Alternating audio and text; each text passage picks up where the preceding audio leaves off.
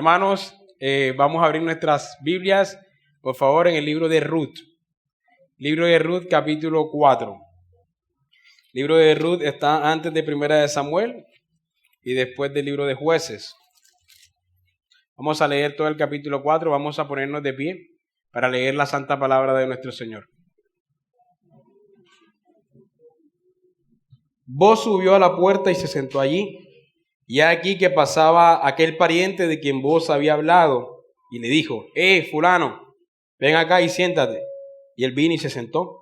Entonces él tomó a 10 varones de los ancianos de la ciudad y dijo: sentaos aquí. Y ellos se sentaron. Luego dijo al pariente: Noemí, que ha vuelto del campo de Moab, vende una parte de las tierras que tuvo nuestro hermano Elimelec. Y yo decidí hacértelo saber y decirte que la compres en presencia de los que están aquí sentados y de los ancianos de mi pueblo. Si tú quieres redimir, redime.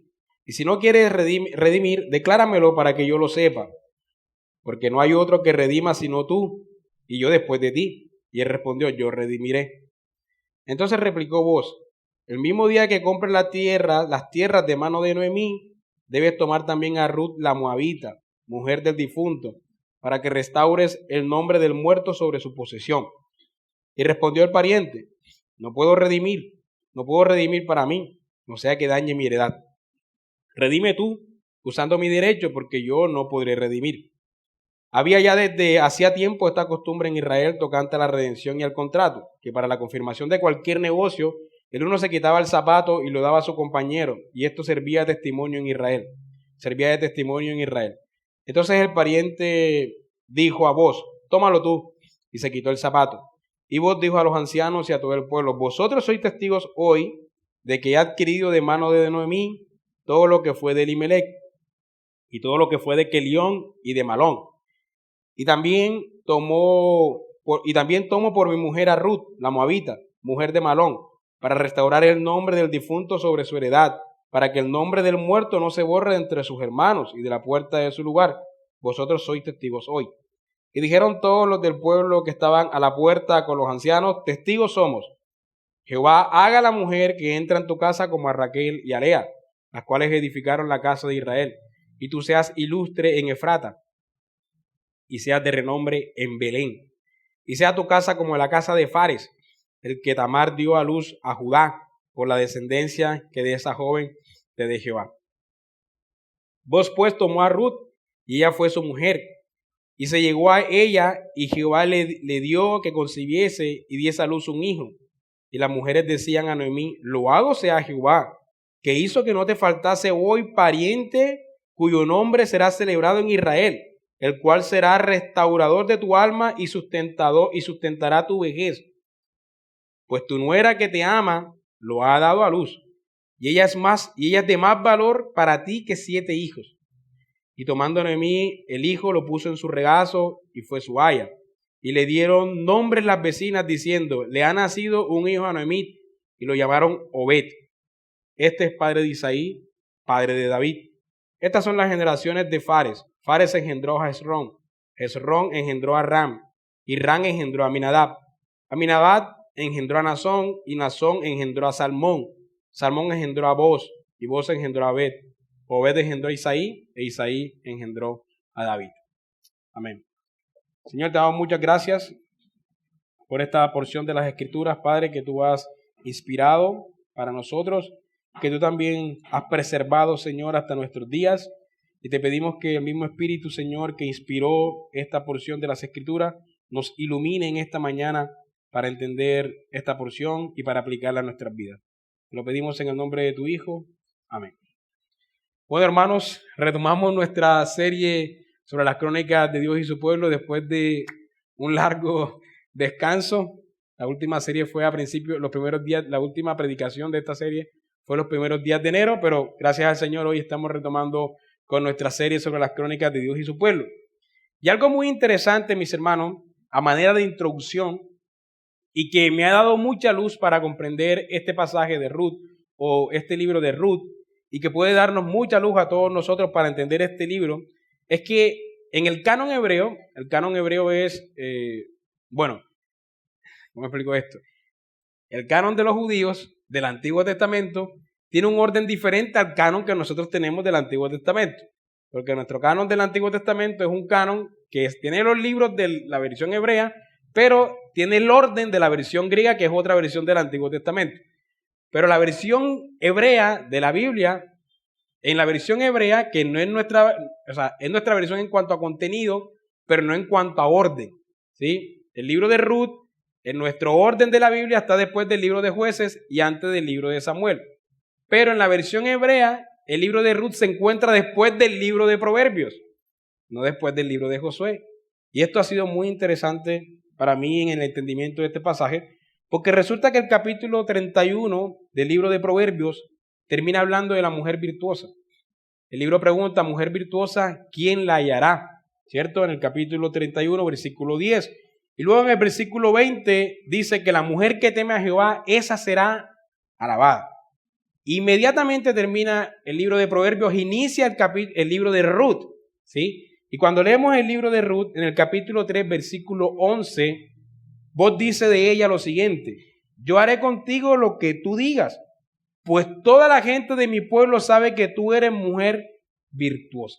Entonces esto inmediatamente se conecta con el capítulo 31 de Proverbios. Así que parece que los judíos veían este libro como una ilustración o como una aplicación de lo que es una mujer virtuosa.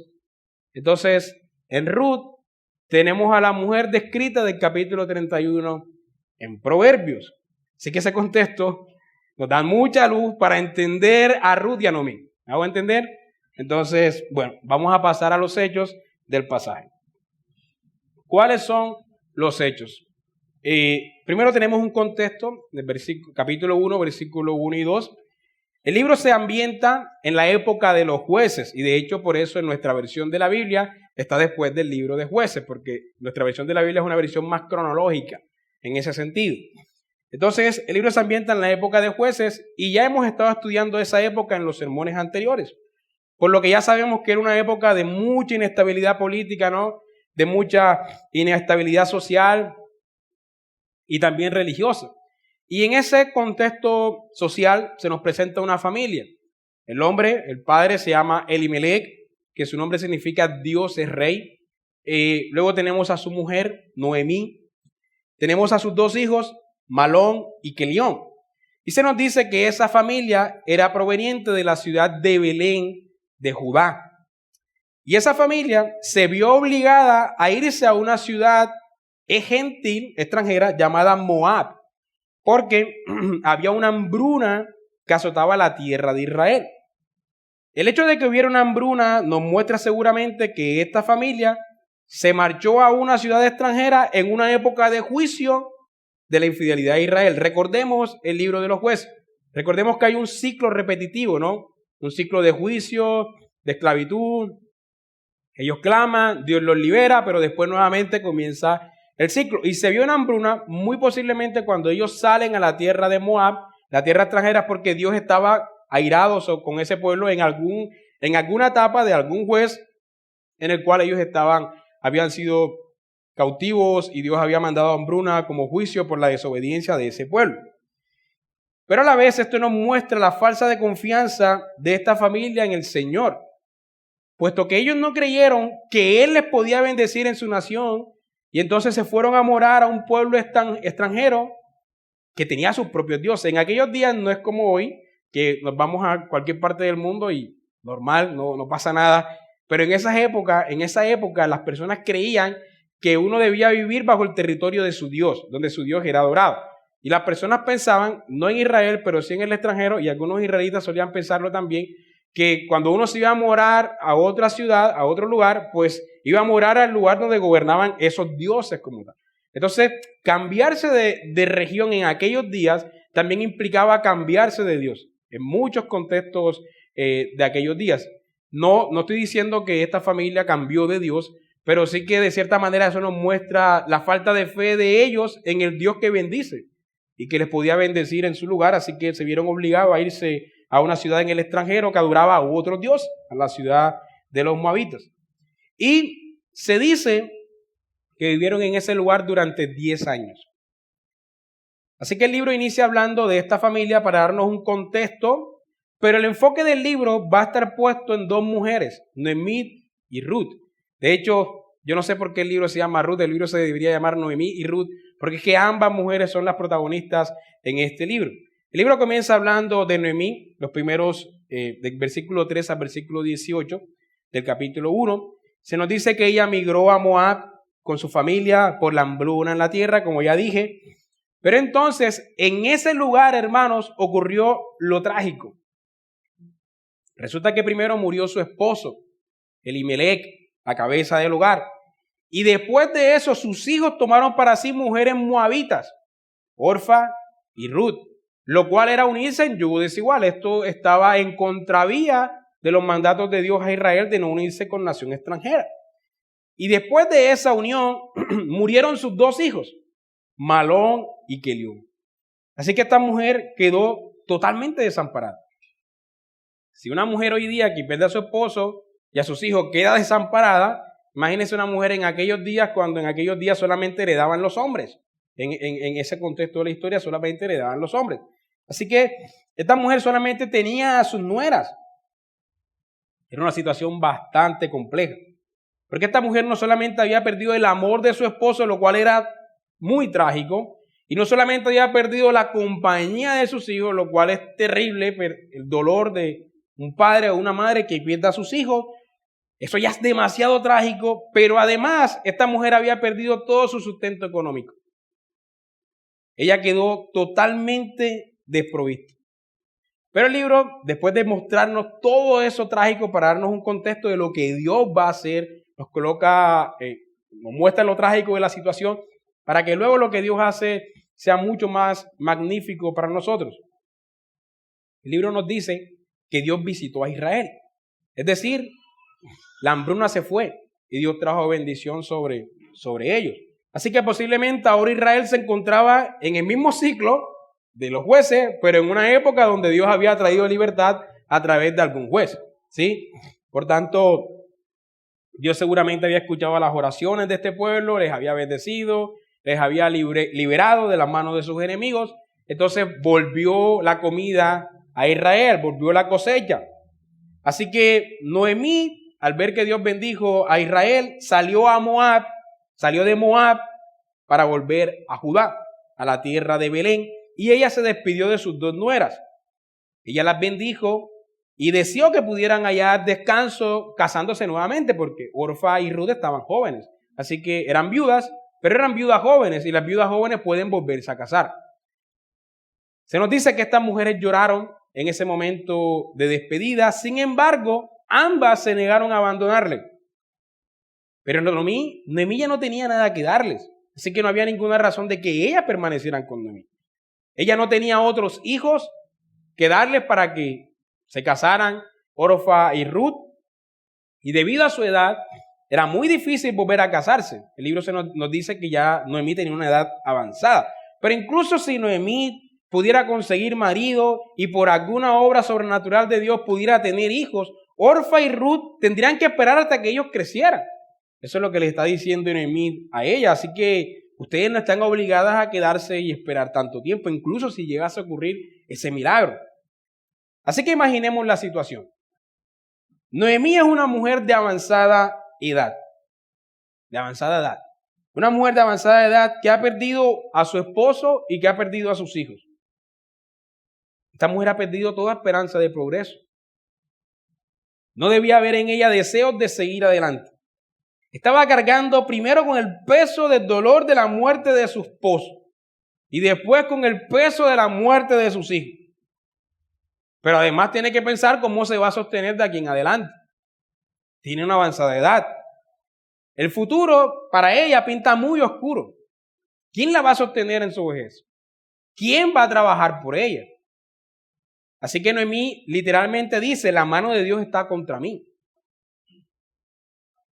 Y Noemí y sus nueras lloran nuevamente.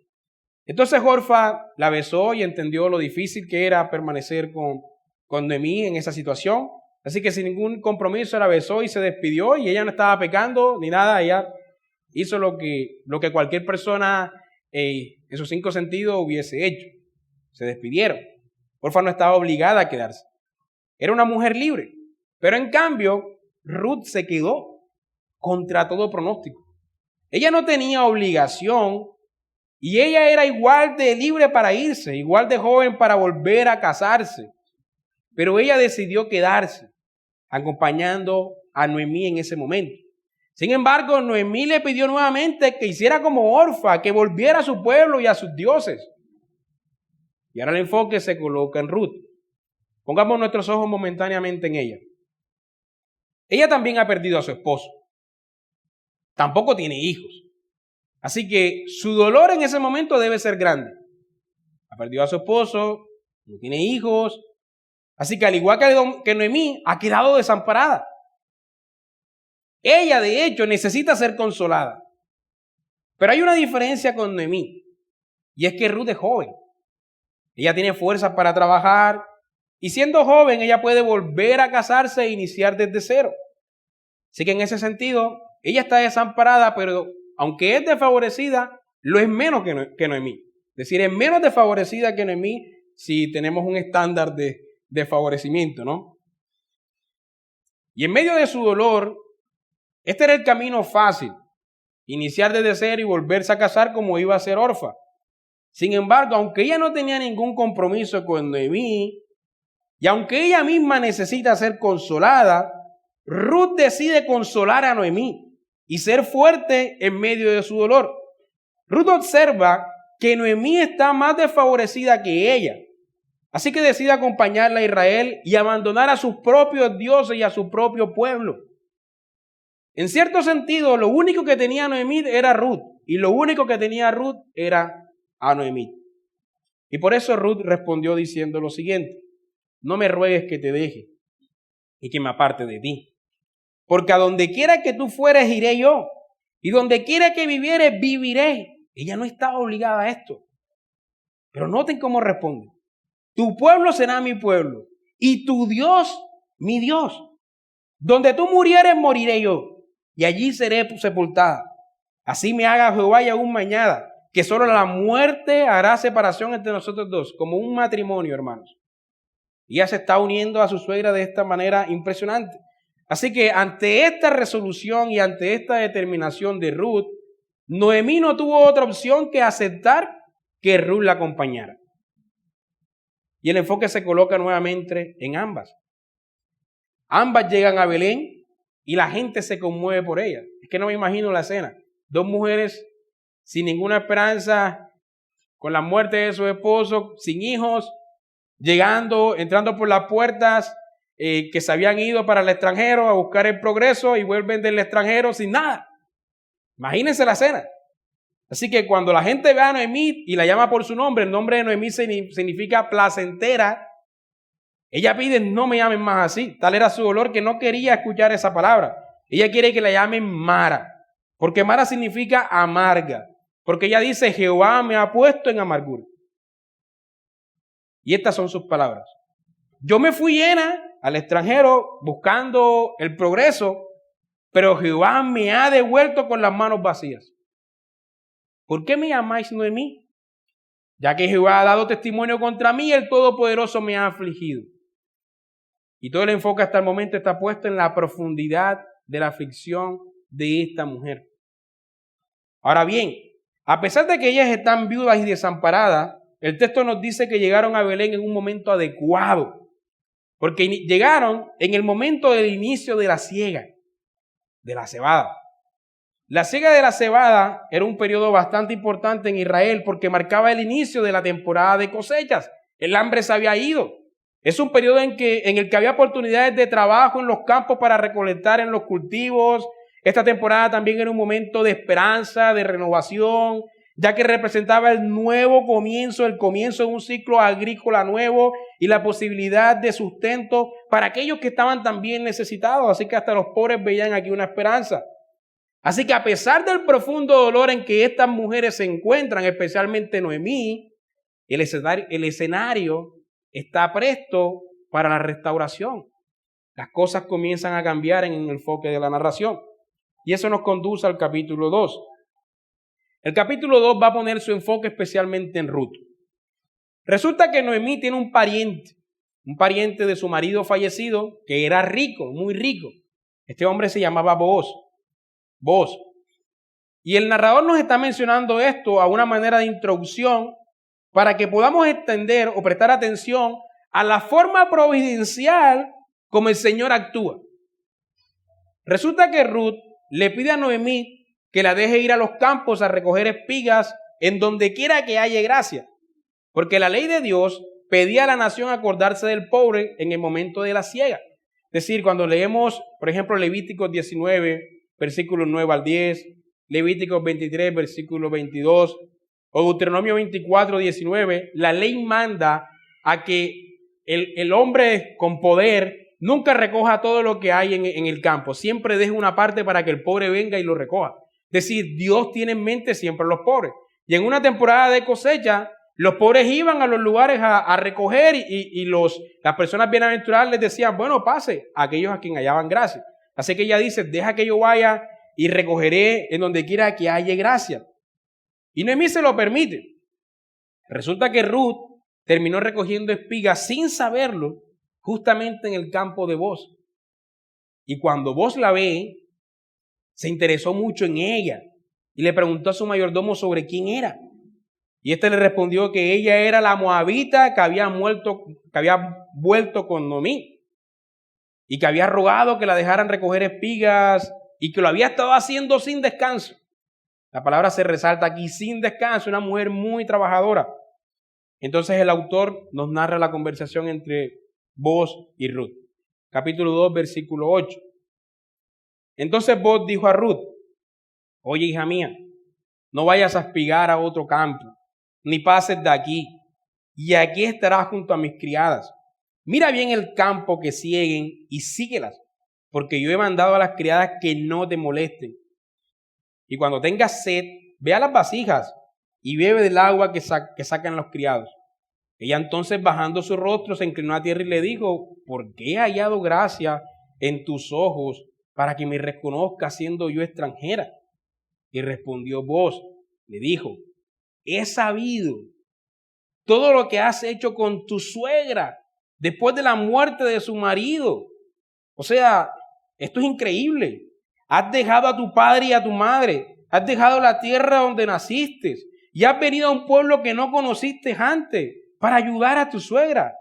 Jehová recompense tu obra y tu remuneración sea cumplida de parte de Jehová, Dios de Israel, bajo cuyas alas has venido a refugiarte. Y ella dijo, Señor mío, hallé yo gracia delante de tus ojos, porque me has consolado y porque has hablado al corazón de tu sierva, aunque yo no soy ni como una de tus criadas.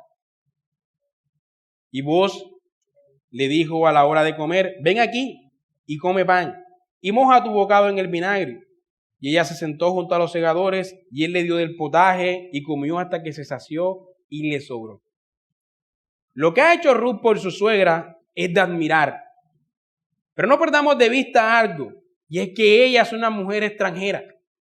Ella es una pagana, se supone, ¿no? Una mujer que no conoce los principios de la ley de Dios. Y a pesar de eso, estamos ante una mujer virtuosa.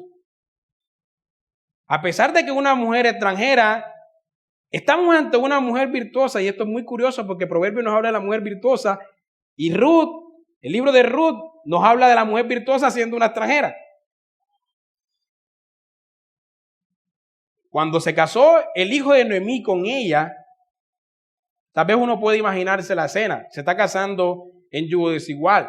Tal vez Noemí se opone inicialmente ante esta alianza. Pero esta mujer, nos dice Booz, que ahora había venido a refugiarse bajo las alas de Jehová. Es decir, ella ya no es una extranjera. Lo es en cuanto al pasaporte, pero no lo es en cuanto al pacto. Ella ya no es una extranjera. Así que esto impacta mucho a Booz. Una extranjera ha hecho esto. Y por ello Booz le permitió recoger más allá de lo que estaba estipulado en la ley. Es decir, Ruth halló mucha gracia ante los ojos de Booz. Y cuando Ruth volvió con Noemí, ella llevó abundante comida, porque había recogido hasta la noche sin descanso. Algunos comentaristas dicen que lo que ella recogió fueron 13 kilos de cebada.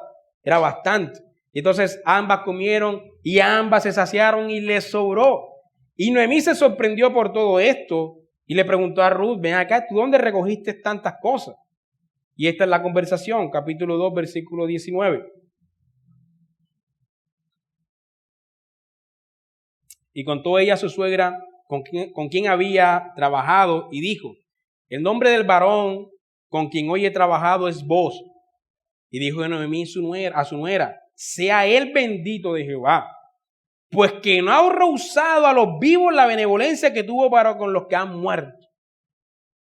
Después le dijo Noemí, nuestro pariente es aquel varón y uno de los que pueden redimirnos, es decir, él puede redimir tanto a Ruth como a Noemí. Y Ruth la moabita dijo, además de esto me ha dicho, júntate con mis criadas hasta que haya acabado toda mi siega. Y Noemí respondió a Ruth su nuera, mejor es, hija mía, que salgas con sus criadas y que no te encuentren en otro campo. Duró, dicen los comentaristas, que aproximadamente 3 meses Ruth yendo constantemente porque recogió allí hasta que terminó la siega, lo cual eran unos 3 meses aproximadamente. Y entonces se nos introduce al capítulo 3. Y ahora la historia se va a centrar en la relación redentiva, de redención, entre Ruth y Boaz. Vamos a leer desde el versículo 1, capítulo 3, versículo 1.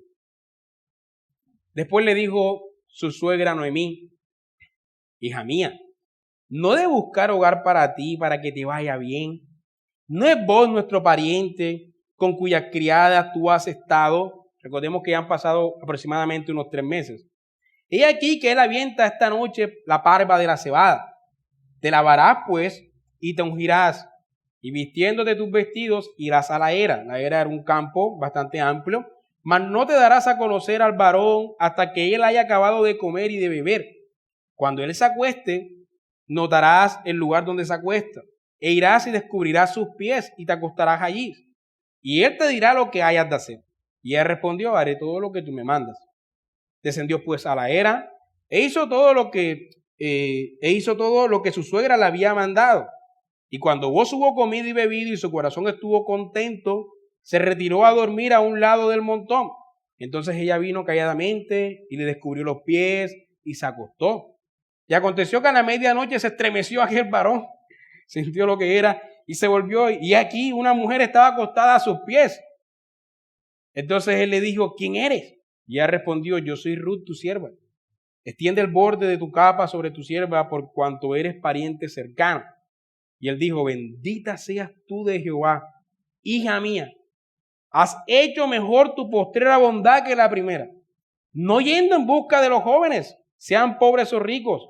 Ahora pues, no temas, hija mía, yo haré contigo lo que tú digas, pues toda la gente de mi pueblo sabe que tú eres mujer virtuosa. Vos sabes que si se casa con esta mujer está ganado, ¿sí? Y ahora, aunque es cierto, él dice, y ahora, aunque es cierto que yo soy un pariente cercano, con todo eso hay pariente más cercano que yo. Pasa aquí la noche y cuando sea de día, si él te redimiere, bien, redímate.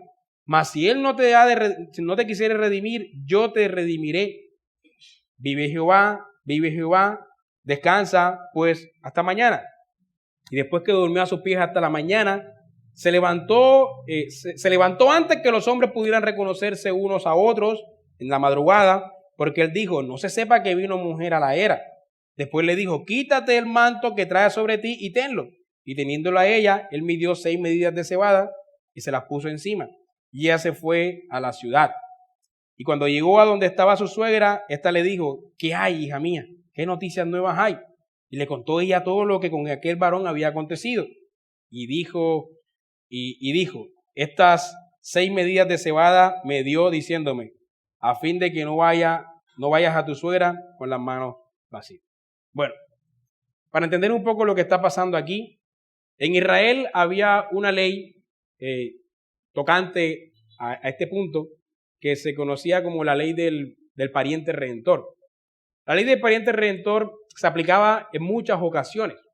Se aplicaba cuando un hombre empobrecía y se vendía como esclavo, entonces un pariente cercano podía ir y pagar su deuda y redimirlo, ¿sí? Se aplicaba también cuando Bueno, lo veíamos cada 7 años en la tierra, que había que dejarla que descansara, o en el año de jubileo siempre había redención, pero se aplicaba en muchos casos. Cuando un hombre vendía su propiedad, por ejemplo, un pariente redentor podía venir y devolverle la propiedad. Es decir, compraba la propiedad, pero no para sí, sino para devolvérsela a aquel que la había perdido. Y lo mismo cuando era esclavo, se hacía esclavo, lo rescataba y le daba su libertad. Es decir, el pariente redentor nunca obtenía, digamos, un beneficio propio, sino que él hacía misericordia ayudando a aquel desfavorecido, ¿no?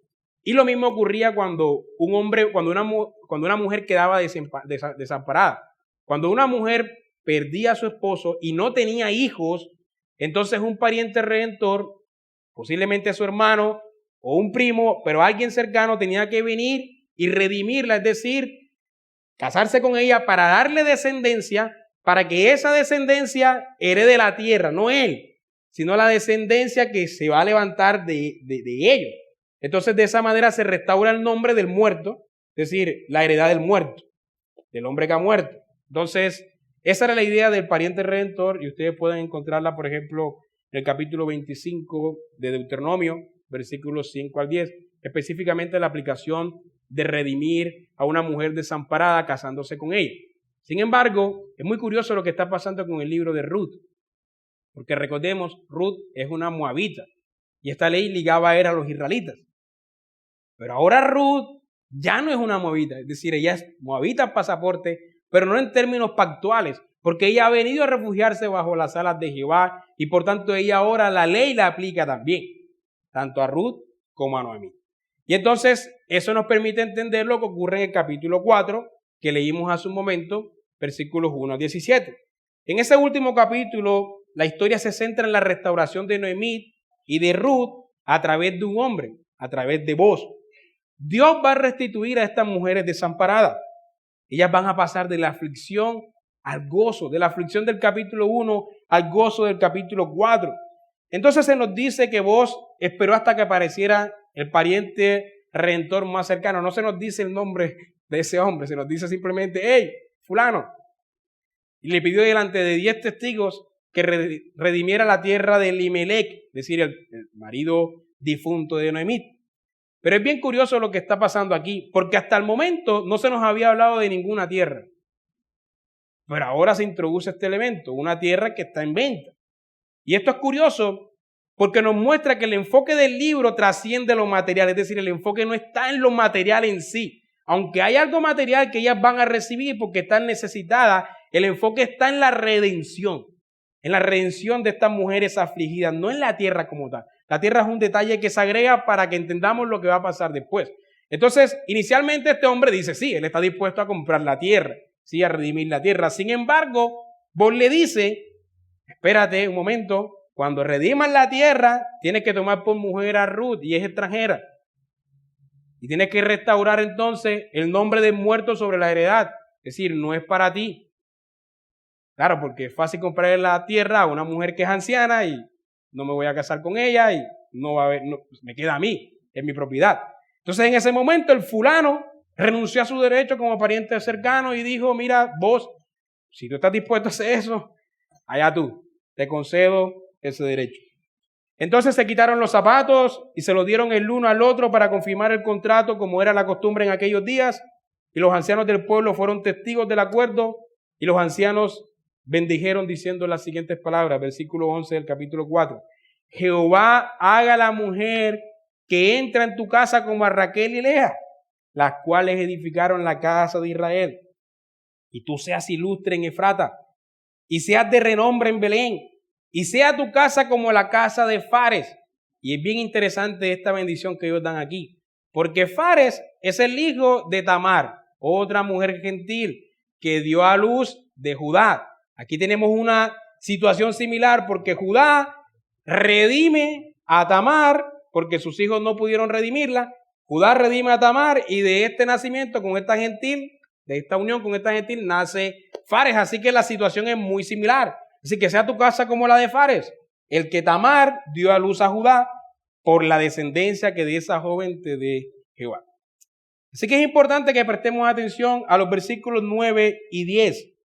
Dicen, Y vos dijo a los ancianos y a todo el pueblo, vosotros sois testigos hoy de que he adquirido de mano de Noemí todo lo que fue de Elimelec y todo lo que fue de Kelión y de Malón, y que también tomo por mi mujer a Ruth la Moabita, mujer de Malón, para restaurar el nombre del difunto sobre su heredad, para que el nombre del muerto no se borre entre sus hermanos, y de la puerta de su lugar vosotros hoy sois testigos. Es importante que prestemos atención a esos versículos, porque notemos que no solamente Ruth está siendo redimida, está siendo redimida también Noemí, pero no solamente Noemí, también lo está haciendo Elimelec, también lo está haciendo Malón, también lo está haciendo Kelión, porque un heredero restaurará el nombre de estos muertos sobre la heredad. Es decir, toda la familia que se fue está siendo redimida ahora. Toda esta familia que hasta cierto punto había sido maldita y también desobediente, estaba siendo restaurada a través de vos. Entonces Ruth y Noemí, las viudas y desamparadas que se sentían abandonadas por Dios y que sentían que la mano del Señor estaba contra ellas, fueron restauradas. Ruth, la mujer virtuosa, concibió a luz un hijo. Así que la gente ya no se iba a conmover más por Noemí, que se había cambiado su nombre a Mara, sino que ahora se alegrarían de cómo Jehová providencialmente la había restaurado, dándole un heredero. Ella había perdido a sus hijos, a Malón y Kelión, pero Ruth, la mujer virtuosa, sin ninguna obligación permaneció con ella, por tanto Ruth valía por 7 hijos. Y a este niño, las vecinas, se dice que no fue la mamá, no fue la abuela, fueron las vecinas, le colocaron por nombre Obed. Y Obed fue padre de Isaí, y este último fue padre de David. Y el libro termina mostrándonos la genealogía desde Fares hasta David. Hermano, ¿qué podemos aprender de toda esta historia? Hay mucho que aprender aquí. Sin embargo, he seleccionado solamente 2 breves aplicaciones. Lo primero, hermanos, Dios es nuestro sustento. Cuando pensamos en nuestro futuro, tenemos la esperanza puesta respecto a nuestro sustento en la herencia de nuestros padres, en el trabajo de nuestros hijos, en los dones y fuerzas de nuestros cónyuges o en nuestro propio esfuerzo, nuestra propia labor. Y a veces llegan dudas sobre qué pasará con el futuro nuestro si perdemos ese empleo o si se subiera tal político al poder. Algunos estamos bien económicamente hablando en el presente, pero solemos pensar que tal vez esa estabilidad desaparezca en el futuro si pasa X cosa.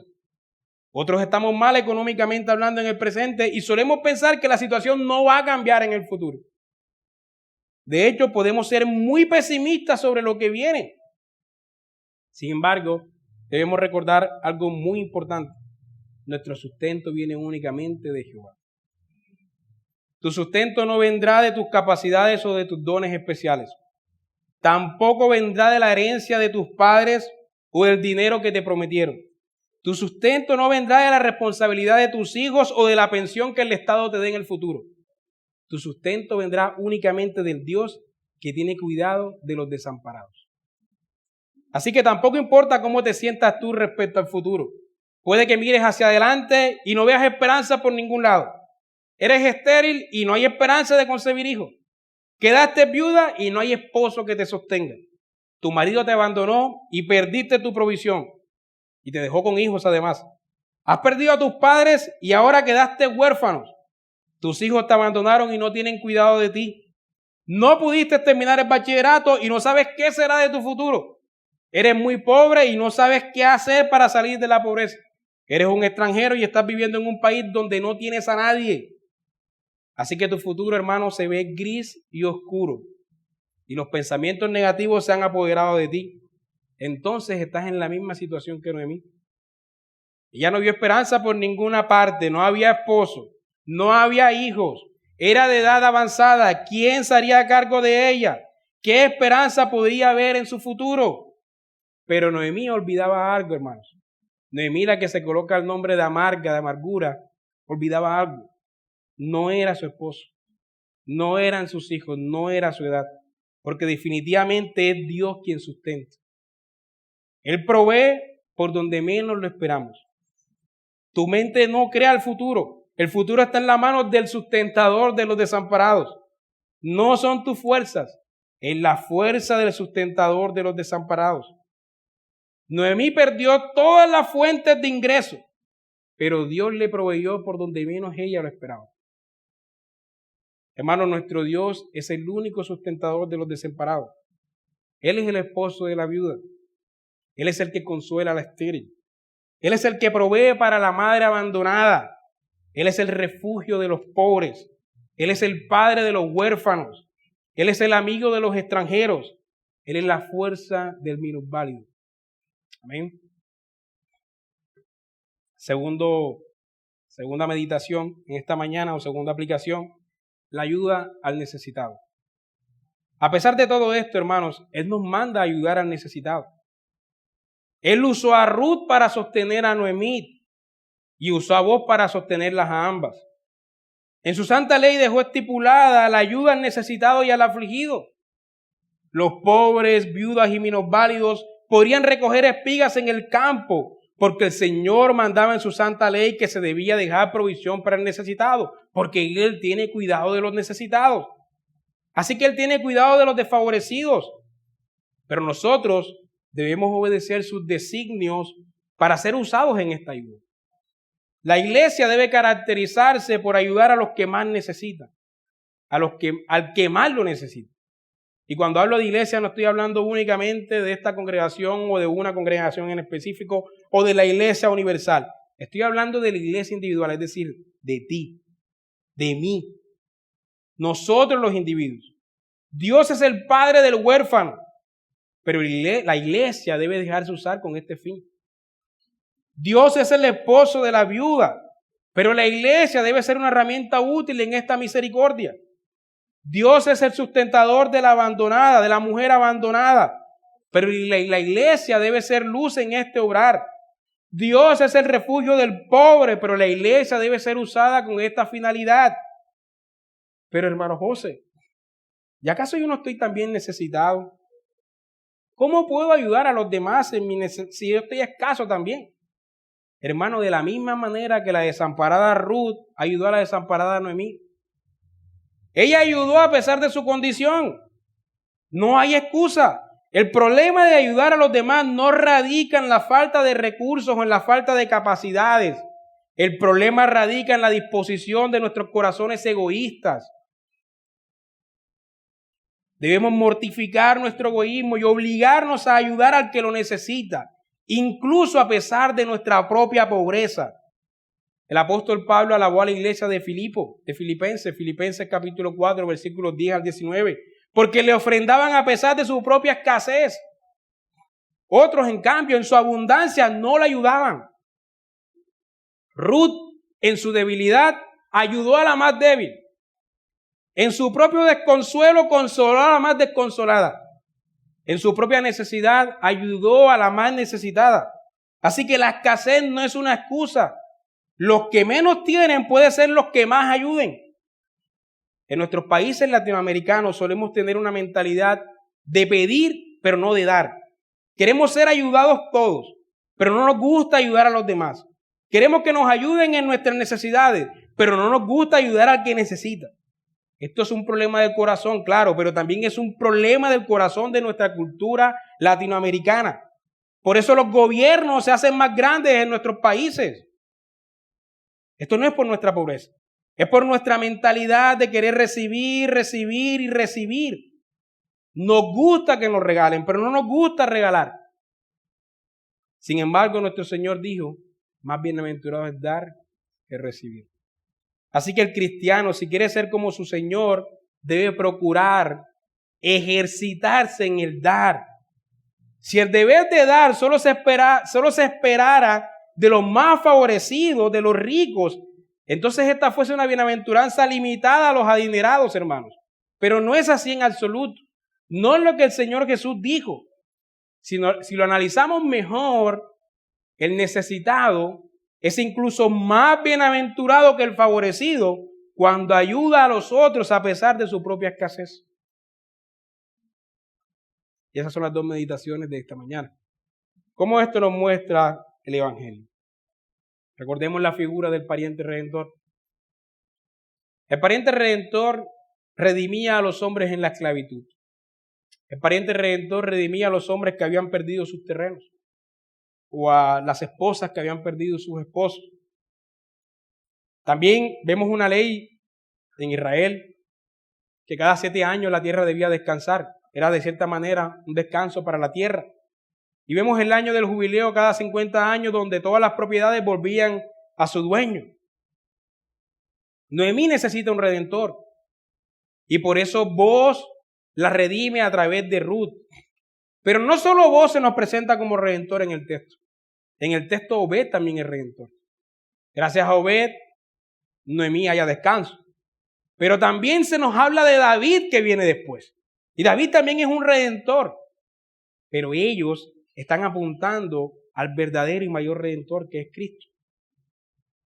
Este es el verdadero y más grande redentor que nos redime de nuestra esclavitud, que redime a la creación, a la tierra, que nos da el verdadero descanso, que consuela a la viuda, que consuela al pobre, que consuela al minusválido y al más necesitado.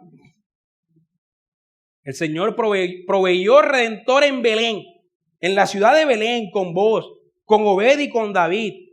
Pero todos ellos eran figuras del verdadero redentor que nacería muchos años después en la misma ciudad de Belén. Así que hasta cierto punto esta familia representa a todos los que nos hemos ido a Moab. Todos nosotros en un sentido nos hemos ido a Moab y nos hemos alejado de la presencia de Dios. Noemí de cierta manera tipifica a Israel. Se ha ido a Moab, ha sido afligida, pero ha vuelto para ser redimida por Obed. Ruth de cierta manera tipifica a los gentiles. Ella ha sido atraída por el Señor para ser redimida por Booz. Pero hay esperanza para todos nosotros en el verdadero Booz. Hay esperanza para nosotros a pesar de nuestros pecados, a pesar de nuestra negatividad sobre el futuro. Hay esperanza en nuestro verdadero pariente redentor, en nuestro Cristo. En esta historia podemos ver la soberanía y la providencia de Dios trayendo redención por donde menos se espera. Noemí no espera que el Señor use a Ruth y a Booz para su redención. Y de la misma manera Dios trajo redención para nosotros a través de la humillación de su Hijo. Su redención vino por donde menos lo esperábamos. Por otra parte, hermanos, Cristo es el verdadero Ruth, que ayuda en su necesidad, Cristo es el verdadero Ruth, que en su necesidad entrega su vida por el necesitado. Ruth dedicó su vida para ayudar a su suegra Noemí a pesar de su propia necesidad. Y Cristo es el verdadero y mayor Ruth, que en su propia aflicción da su vida para redimir a los afligidos. Él en su propia necesidad, en su propio sufrimiento, da su vida para redimir a los más necesitados. Así que Él, nuestro Cristo, es la verdadera provisión para los desamparados. Y todos nosotros estábamos desamparados, sin Padre, sin Dios en el mundo, sin esperanza. Éramos extranjeros, no éramos conciudadanos de los santos, éramos ajenos a los pactos de la promesa. Pero en Cristo ya no estamos desamparados. Por último, hermanos, el Cristo viene de una genealogía pecaminosa. Recordemos la historia de Judá cuando predicamos el sermón de Judá. Él toma a Tamar, la gentil, la que era esposa de sus hijos. Y a través de ellos, de esa unión de la que era esposa de sus hijos, que él no le cumplió con su deber y la trató como una ramera, de esa unión, de esta gentil con este varón, nace Fares. Y después llegamos a Salmón. Salmón, no tenemos la historia suya en las escrituras, pero Salmón toma por mujer a Rahab la ramera. Y de esa unión nace Booz. Y Booz toma por mujer a Ruth. Pero Ruth es la mujer piadosa, por supuesto, es mujer piadosa, pero es que la ascendencia de Ruth no es piadosa. Cuando leemos la historia, y no tenemos tiempo para ir allí, pero usted puede hacerlo en su casa, cuando vamos a Génesis 19, tenemos a un hombre llamado Lot, primo de Abraham, ¿no? Resulta que las hijas de Lot se acuestan con su padre, lo emborrachan y se acuestan con él. Incesto. las hijas con su padre. Y de esa unión nace Moab. Así que los moabitas son repudiados por los israelitas, porque nacen del incesto. Y es de esta familia que proviene del incesto que Dios usa a una mujer extranjera virtuosa. Y de esa alianza nace Obed. Y de Obed nace Isaí. Y de Obed nace David. Y David viene y manda a Urías al campo de batalla de primero para que muera y quedarse con su mujer, una etea, Betsabé. Y de esa unión viene Salomón.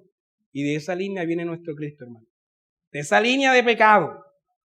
Porque Él en su providencia ha permitido esto para mostrarnos que su provisión o que su redención ha venido para salvar a los pecadores más crueles como nosotros. Amén. Te damos muchas gracias, Padre, por esta palabra. Te pedimos que la apliques a nuestras vidas. En el nombre de tu Hijo. Amén.